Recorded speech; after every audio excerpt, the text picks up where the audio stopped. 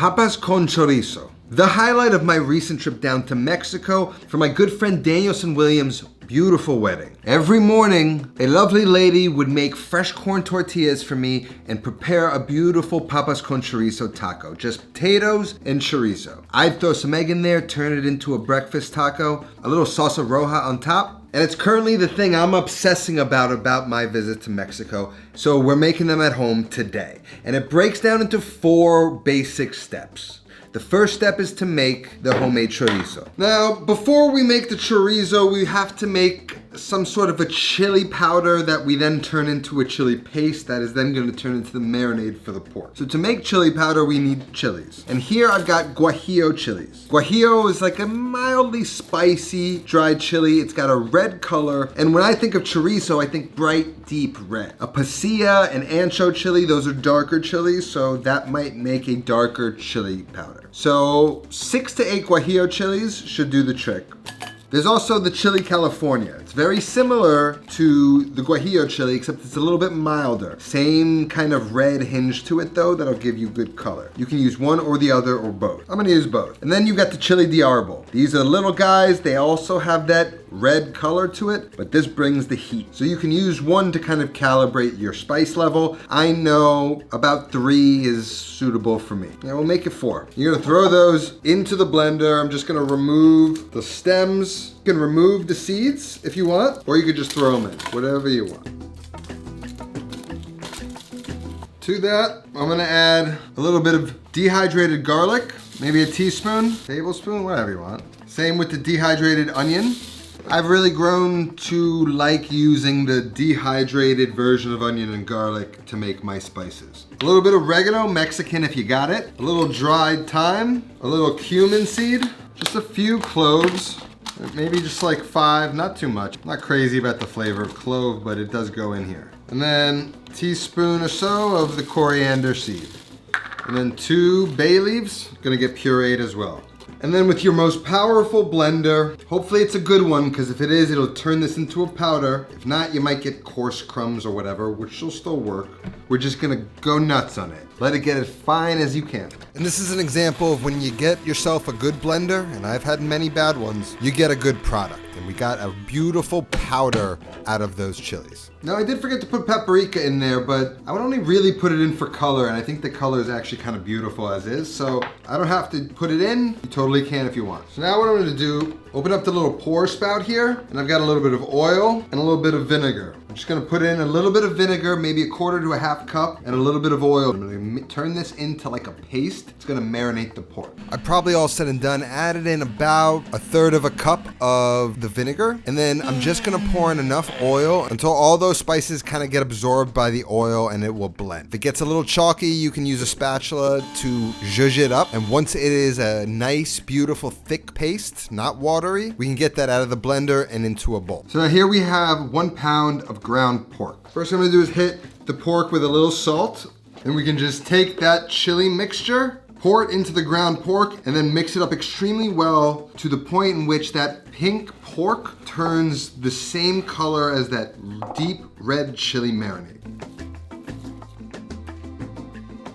Smells like chorizo, looks like chorizo. Now you're gonna need to let this marinate for at minimum 2-3 hours, but it's best overnight in the fridge. So I'm gonna wrap it up, and this is going for a hangout overnight in the fridge. It's gonna make our job a lot easier tomorrow. So I'll see you then. Now here we are, day 2. Chorizo's hanging out in the fridge, and it's time to move into the second step, which is to make the salsa roja. Which is not necessarily something that needs to be served with this, but this is part of my experience. When I had it in Mexico, I would always have it with a little salsa verde and a little salsa roja. I have a video for salsa verde. I'll leave a link down in the description, but today we'll cover the salsa roja. I need a few guajillo chilies, just like we used in the chili powder. Maybe 5, maybe 6. I've also got one of those chili California here. And then, again, with the chili de árbol, I'm gonna go with 4. Then we're gonna need some fire roasted tomatoes, and it's not tomato season, so a good can of fire roasted tomatoes will work just fine. The Bianco di Napoli is my favorite tomato sauce tomato, and they have this new fire roasted chopped tomato, which is amazing for salsas. Just about half this can will do. Then I'm gonna need about 3 garlic cloves. Just pull them out of that paper. For the onion, I only need half of it. I'm gonna take that half, I'm gonna cut it into a quarter, pull off that paper. And then just so I can char it nicely, I'm just gonna peel off the layers. Then we're gonna need the juice of 1 lime. And then I always like to add a little bouillon cube to my salsas. First, we need to toast the chilies and char the garlic and the onion. So on a dry, preheated flat top or pan or comal if you have, we're just gonna throw all those chilies on there and begin to toast them, flipping so that we toast them evenly. And once they develop a little aroma and a little char on the outside, we can get them out of the pan and into a bowl to cool. Then I'm gonna throw in those layers of onion and the garlic, let those char as well. Once the peppers are cool, just take the stem off, throw them into the blender. And then we can just turn and rotate the onions and the garlic until they develop some nice char, till they soften a bit. And as they do, we can transfer them into the blender. And once they're all charred, we can turn it into salsa.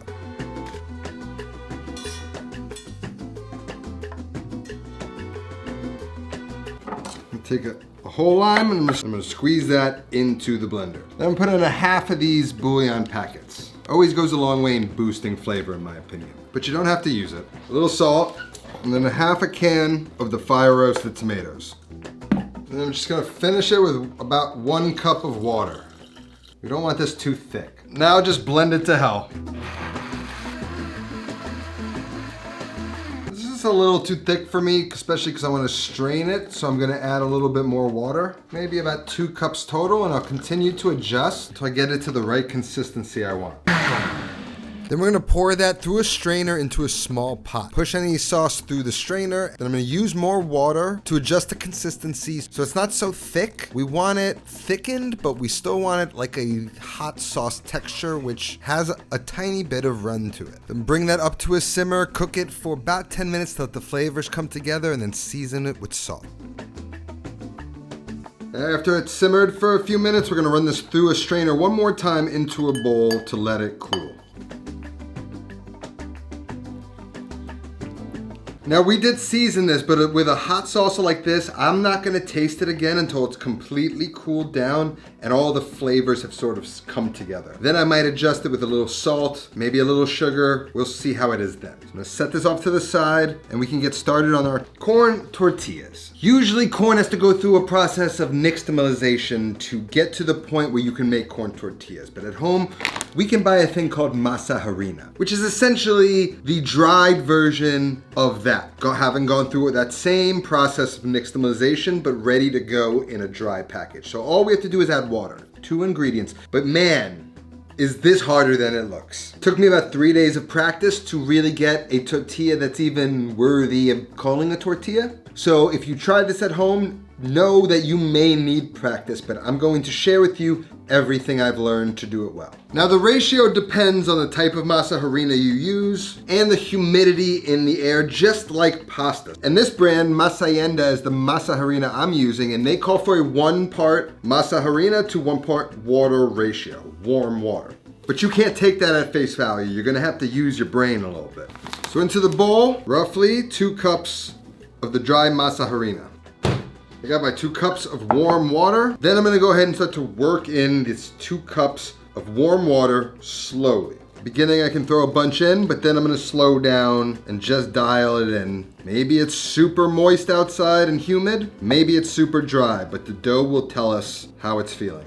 Now, full disclosure, I end up adding 1 part water to 1 part masa harina. And oddly enough, the dough was a little too wet. So this is a good lesson that the package instructions aren't always right. They're a guideline, and you really have to be present and cooking to determine if the dough is too dry, too wet, or properly hydrated. And what do you know? I forgot it's raining outside. So it may be a little bit more humid in the air, and I think it may be a little too sticky. Luckily, masa harina is pretty forgiving. Just gonna start to sprinkle in a little bit more masa harina.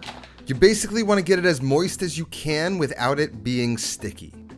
And now a good test to do is if you can take the ball, flatten it out, and the sides aren't tearing because they're dry, they're nice and smooth and pliable, almost like Play-Doh. It's a good judge that there's enough moisture in there to allow those things to steam. You can use it right away, but I'm gonna cover it, let it sit for 20 minutes or so. Just let that hydrate and relax. And while that does, we can talk about pans. Now, traditionally, tortillas are cooked on what is called a comal, basically a wide, flat pan used for making tortillas. And traditionally, it's made from clay, but it can also be made by carbon steel. So for this recipe, for both the tortillas and the tacos, I'm going with the carbon steel pan and the carbon steel griddle, thanks to our sponsor today, Maiden. Maiden's award-winning carbon steel frying pans made in France and Sweden by the best craftsmen and women who have been producing carbon steel for more than 300 years. The perfect hybrid between cast iron and stainless steel. It heats quickly like a stainless steel pan. It's easy on the wrist and easy to maneuver because it's so much lighter than cast iron. But like a cast iron, it gives you incredible heat control and heat retention. And just like cast iron, the more you use your carbon steel pan and season it, it will develop a naturally non-stick surface. And their carbon steel collection can go from stovetop to oven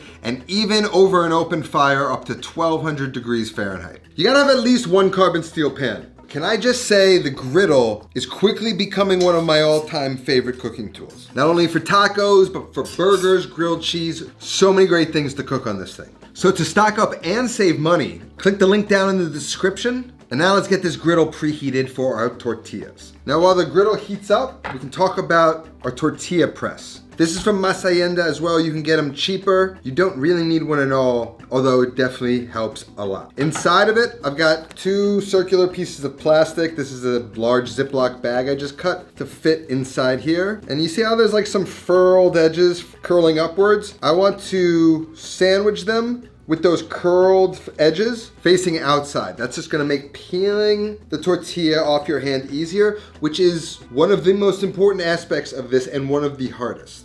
This is difficult because unlike pasta, where there is a margin of error on hydration level, if you don't nail the hydration of the masa, if it's too dry, the tortillas won't steam from within and they'll be stale and dense. If they're too wet, good luck taking it out of the plastic and onto your hand and then laying it onto the griddle. And there's only one way to find out, so let's see how we're doing. First what I'm gonna do is roll it in my hand in a little ball like this. The ball should be really nice and smooth. Hydration level is not a problem. The only question is it may be a little too hydrated, sticking to my skin a tad. Then what we wanna do is press it down. You see how I press it down and the edges stay nice and smooth? That's a good sign. So now I go right into the center. Then we're gonna place the second piece of plastic right on top, again with the furled edge facing up. I know what you're gonna wanna do. You're gonna wanna slam this thing down, press real hard, just like you've seen people do when they make tortillas, but you wanna do the reverse. I want you to press down as gently as you can. And then we're gonna flip it and do it again. So we have a nice even tortilla. When it's nice and even like that, it's gonna help it puff. So this is all I'm gonna do. Down, like that. Flip it, down, like that. And you'll have a perfect tortilla. And the edges should be nice and smooth. If they're tearing, your dough might be too dry. Now, this is the hard part. What you wanna do is take your hand like that and grab the top half of the dough. You wanna pinch with your thumb, so you got it held, and then you wanna peel the paper off, keeping it upright. And then again, might stick to my hand. Top half, it's a little too sticky. Yeah, so it's a little too sticky, it tore, but let's keep it going. And then the tricky part to transfer the tortilla from your hand to the flat top is a backhanded motion. You can't flop it on, otherwise it won't make contact with the pan. And I suffered a little fold over, but I managed to fix it. Now you're gonna have the same issues. We're working through it. By the time we're done with this, my tortillas are gonna be perfect. Now when we take the tortillas off the griddle, they're not done cooking. We need to allow them to steam, so I have a pot with a towel in it, and the tortillas are gonna go into that after the griddle. Now after about 45 seconds on that first side, I'm gonna flip the tortilla and then allow it to cook for an additional 45 seconds on that other side. Then I'm going to flip it again, and I'm gonna start to press down on it to allow that steam to sort of get working. And then then I'm gonna flip it one more time, a fourth time, and by then, the tortilla should start to puff. Now you see that mistake, that irregular taco? That's so much better than a dry one. We can make that work, but I'm gonna also adjust the masa. Then we're gonna transfer it into the pot with the towel to keep it warm and steam. Just gonna work in a little bit more of the masa. Still soft, a little less sticky. Let's try that. Smooth it out, flatten it out, place it in the middle. Light press on one side, flip, light press on the other.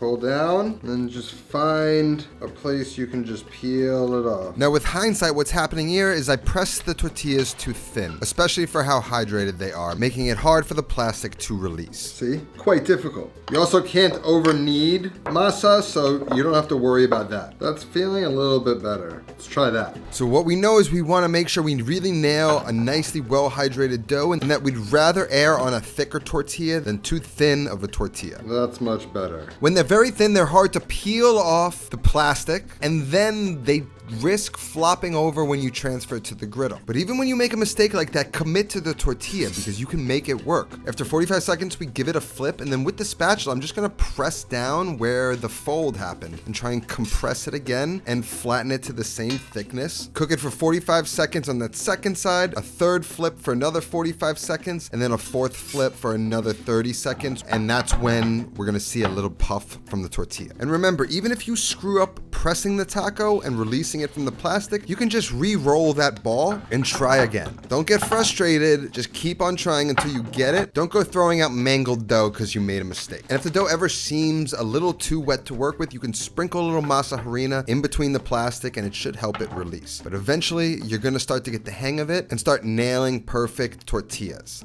Like that. There it is, let's see it. And again, we go 45 seconds on the first side, we give it a flip. Give it another 45 seconds, then we give it another flip. Another 45 seconds on the third flip, and then 30 seconds or so on the final fourth flip when it puffs. And I even remembered my process for the plastic, which is after the press, keeping the tortilla on the press, ripping off the top plastic, and then using my left hand, gripping the top half of the tortilla with momentum, flip the tortilla onto my left hand, and then peel that plastic right off and transfer it onto the griddle in somewhat of a smooth motion. That's the hardest thing to figure out about this recipe. And then once you've got all your tortillas cooked, get them into that towel and steam to finish cooking. And here's what we got. Perfect tortilla. It should be springy. It's not tearing when I spring it, and then you should be able to crumple it and it should bounce back to its original shape without tearing. This is beautiful. That's as good as I'm gonna get at home, and I'm happy with that. Now after all of that, it's finally time to work on the papas con chorizo. And this is a pound of chorizo. So the way that I think about it is about 1 potato to about a half pound of chorizo is a nice sort of ratio. I'm gonna use only about a half of that and chop up 1 russet potato into a nice small dice that's gonna fit well into a taco. If you were serving this on its own, maybe you'd wanna cut the potatoes a little bigger, but for this, I want them a nice small dice. So for this, I'm just going to square off the potato. I'm just gonna stand it up lengthwise, and then I'm just gonna use my finger to sort of measure what I think will be about 3 or 4 equal slices. And then cut them as thick as they are tall, so that when you turn it and then start dicing it, you get a nice square piece of potato. That's about the perfect size dice right there. Once you've diced up the rest of the potato, then we can take some Oaxaca cheese and we can shred that on a box grater and pour that into a bowl. You don't need to add cheese, but the lovely lady added cheese for me, and so now I associate it with the dish. Then we're ready to cook our chorizo. I'm gonna take my made-in carbon steel pan, preheat that really well on medium-high heat. Once it's hot, I'm gonna drizzle in a few tablespoons of oil, and then I'm gonna add in about a half pound of chorizo.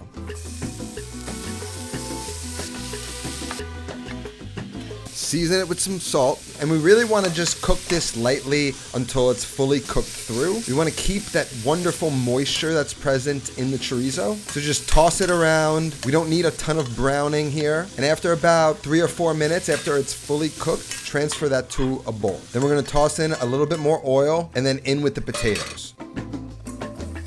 We're gonna toss the potatoes in that oil, make sure they're well greased up, and then we're gonna season them with some salt and then allow them to develop color on 1 or 2 sides. We basically just wanna par cook the potatoes by sauteing them first. Once they're about half cooked, then we can add the chorizo back into the pan. Stir it all up, make sure those potatoes soak up all that chorizo fat, and then we can take water, adding it a little bit at a time, stewing that chorizo and potato together, allowing that potato a little bit of moisture to absorb and to cook through, and all of that flavor from the chorizo to also get absorbed by the potato. While that stews, we can taste our hot sauce, which needs a little bit more salt, a little bit more lime juice. Now back over at the stove, if you ever notice that the pan is drying up a little bit and the potatoes still aren't done, you're just gonna add a little bit more water at a time until those potatoes fully cook through. But by the time the potatoes are cooked through, I want that mixture to tighten up and thicken so that it holds in the taco. And once they are, I'm gonna just transfer the pan over to the side, move the griddle over, and once the griddle is hot, we can take our tortillas, place them on the griddle, warm them up on both sides, and then once you flip them once, we can add cheese to those tortillas and allow them to melt. One way I saw that the lady made them in Mexico was by adding the cheese, allowing them to melt slightly, and then folding them into somewhat of a quesadilla. Once the cheese was melted, you'd open them back up, you would fill the tortilla with the papas con chorizo, and then any toppings you'd like. Another way